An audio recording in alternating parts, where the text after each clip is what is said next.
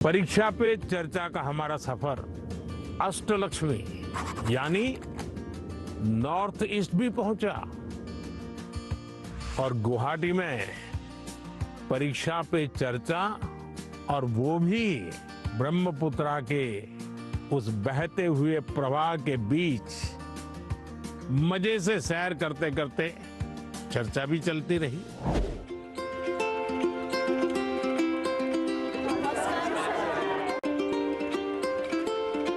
चलिए बैठिए। प्रणाम माननीय प्रधानमंत्री जी, हम सभी आपको एक गमछा पहनाना चाहते हैं। जरूर। असम में आए और गमछा न हो।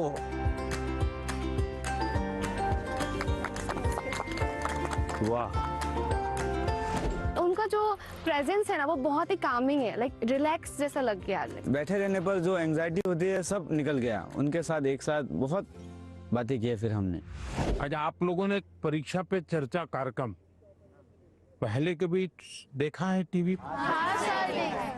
अच्छा, कभी आप लोगों ने वो किताब देखी? हाँ सर। Exam warrior. तो उसमें से फिर आपको पहले जो सोचते थे परीक्षा के पहले और अब सोचते हैं उसमें क्या फर्क है? किताब पढ़ने के बाद या कार्यक्रम देख क्या फायदा हुआ? परीक्षा से इतना डर नहीं लगता। आपके जो मंत्र दिए है ना, वैसे जैसे कि लाइक परीक्षा को एक सेलिब्रेशन उत्सव की तरह सेलिब्रेट करना चाहिए, तो अब थोड़ा थोड़ा परीक्षा की तरफ से मतलब डर कम रहा है। पर लेकिन डर तो घर के लोग डराते हैं ना। हाँ सर। हाँ? पूछते हैं कि लाइक वो एक नंबर कहा गया, क्यों काटा एक नंबर। जीवन में अगर संतोष हो जाता बस बहुत हो गया, अब क्या, तो फिर जीवन में प्रगति नहीं होती। ये जीत तो रहनी चाहिए मन में, लेकिन उसके लिए मैंने मंत्र में एक बात बताई है सर। हमें किसी और से प्रतियोगिता नहीं करना या शाबाश। मैंने ये कहा है कि हमने लगातार खुद से कंपटीशन करते ही रहना चाहिए। कोई हमें कहता भी 99 आए, एक क्यों नहीं आया? ठीक है, उन्होंने कहा बात अलग है, लेकिन खुद को भी पूछना चाहिए कि मेरे जीवन में ये बदलाव क्यों आया, ये कमी क्यों रही, क्या कारण था? अच्छा, आपके मन में कुछ सवाल होंगे तो जरूर पूछिए। मेरा आपसे यह प्रश्न है कि मैंने सुना है कि आप अपने रोजमर्रा की जिंदगी में एक पर्टिकुलर डाइट हेल्दी रहने के लिए फॉलो करके चलते हैं, तो हम छात्र ऐसा कौन सा मैजिकल डाइट फॉलो करके चले जिससे कि हम एनर्जाइज्ड और फोकस रह पाए और हमारा सबसे बेहतर प्रदर्शन आ पाए परीक्षाओं में? हकीकत ये है कि मेरा कोई डाइट का सिस्टम ही नहीं है, क्योंकि मैं पहले अलग अलग परिवारों में भोजन करता था, तो इतना ही रहता था कि वेजिटेरियन हूं तो वेजिटेरियन खाऊंगा, फिर उस घर में जो होता था वो मैं खाता था।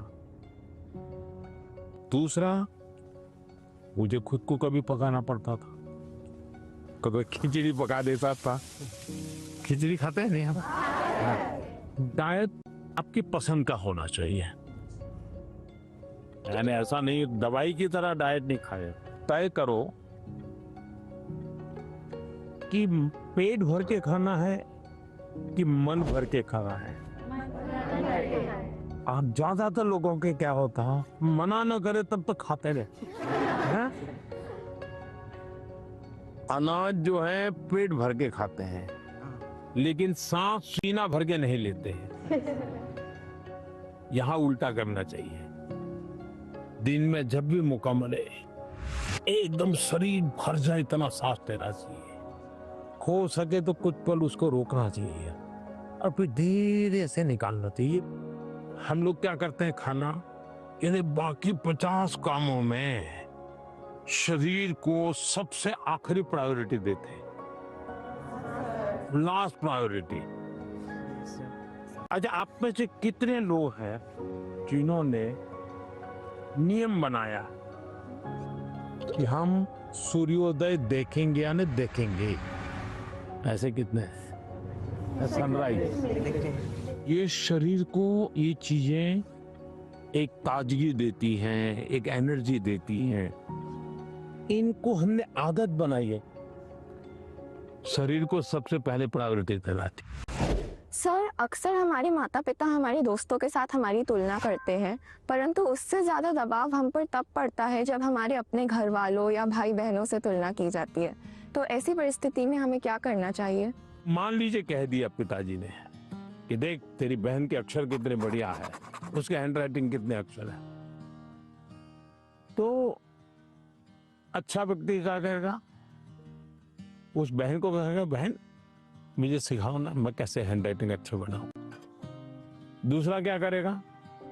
बस ये माँ पापा माँ को बहन ही अच्छी लगती है, उसके हैंडराइटिंग अच्छे लगते, मैं इतनी मेहनत कर रहा हूं देखते नहीं है। अगर परिवार में भी किसी एक की अच्छाई की बात होती है तो हमने उस भाई या उस बहन से उसकी अच्छाइयों को सीखने का प्रयास करना चाहिए और पिता माता को कहना चाहिए कि आपने अच्छी बात बताई, ये चीज मेरे में नहीं है, मुझे बताइए मैं कैसे इसको तैयार करूं। तो पिता माता का आपकी तरफ देखने का, देखिए ये बुरा नहीं मानता है, ये इसमें से सीखने का प्रयास करता है।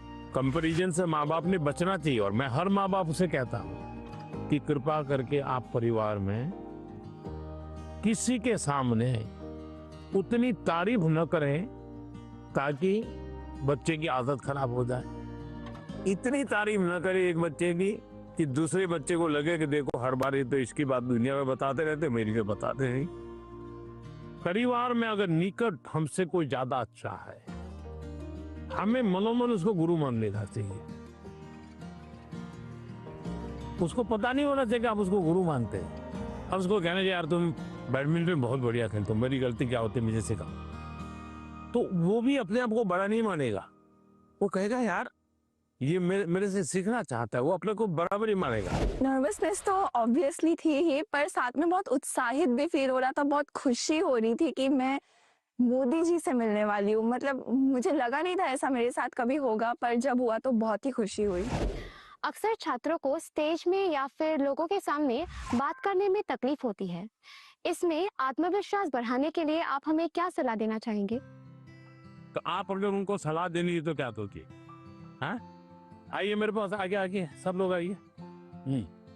अगर किसी को 1 2 3 में कहना है तो कैसा है? सर, आत्मविश्वास रखना चाहिए। हाँ, ये आत्मविश्वास जो है ना, उसमें 2 शब्द है। 2 शब्द कौन कौन से हैं? जिसका अपने आप पर विश्वास है उसको कभी डर नहीं लगता। आपको अपने पर विश्वास है क्या? अगर खुद पर विश्वास है तो आप हर चीज को पार कर सकते हैं। जिसको खुद पर विश्वास होता है करता क्या है? पूरी परिस्थिति का मनोमन अध्ययन करता है। आपने स्वामी विवेकानंद जी का ने एक चिट्ठी लिखी थी जब शिकागो में उनका भाषण हुआ, जो बहुत प्रसिद्ध भाषण है और विवेकानंद जी की बहुत तारीफ भी होती है। लेकिन उन्होंने अपने एक शिष्य को चिट्ठी लिखी, जब मुझे शिकागो में बोलना था मैं बहुत नर्वस हो गया कि दुनिया के इतने बड़े बड़े विद्वान, आयु में इतने बड़े बड़े लोग, इतने तपस्वी लोग, मैं क्या बोलूंगा। तो उन्होंने उसको लिखा मैं बहुत आप, और फिर बोले, मैंने मन में माँ सरस्वती को याद किया और माँ सरस्वती को मैंने कहा कि माँ मुझ में जितनी शक्ति है उसको जगा दो, जो कुछ मैं सीखा हूं वो एक साथ मेरे जुबा पे आ जाए। बोले मैंने ऐसी प्रार्थना की और मैं गया मंच पे, और जब मैंने sisters and brothers of America ऐसा कहता ही 2 मिनट तक तालियां बजती रही। बस वो एक टर्निंग पॉइंट बन गया, विश्वास आ गया। नहीं, मैं सोचता था वैसा मैं नहीं हूं, मेरे भीतर तो कुछ है, आत्मविश्वास आ गया।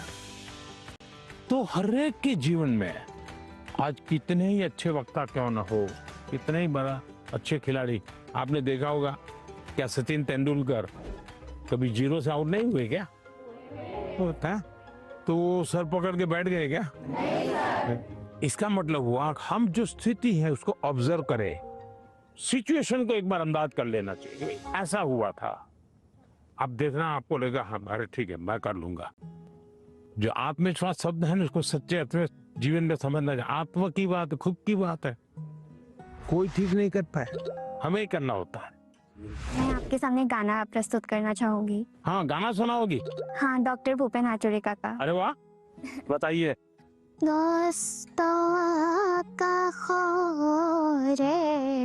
সপোন ৰহন ভাঙি ক্লান্ত লুই তৰে হেঙুলীয়া পানী। वाह, हमारे गांव में हमारे घर के पास माईजान टी स्टेट है। वहाँ पर मेरी मामी 8 सालों से चाय पत्ती तोड़ने की काम करती है। ओ, तो आप चाय बागान से है, यस। वहाँ पढ़ती हैं अच्छी तरह, माँ पढ़ाती है और चाय का भी काम करती है। तो क्या लाई हो? आपके लिए चाय तो तो मुझे चाय बनानी होगी, हैं? चलिए, बहुत बहुत धन्यवाद। आपकी माँ को हमारा प्रणाम कह देना। मैंने कभी सोचा ही नहीं था कि टी गार्डन का लड़का होके मैं प्रधानमंत्री जी से मिल पाऊंगा। मुझे विश्वास ही नहीं हो रहा है कि मैं प्रधानमंत्री जी से मिल पाया। इतना जनरेशन गैप होने के बाद भी जब वो हमारे बातों को समझते हैं, मतलब बहुत अच्छा लगा। आपने देखा कि कैसे एग्जाम की बात तो हुई ही, साथ ही लोकल संगीत, असम की चाय, वो भी परीक्षा पे चर्चा का यादगार हिस्सा बन गई। परीक्षा एक ऐसा अवसर है और परीक्षा के लिए हेल्दी कंपटीशन की भावना हमारी तैयारी को और बेहतरीन बनाती है।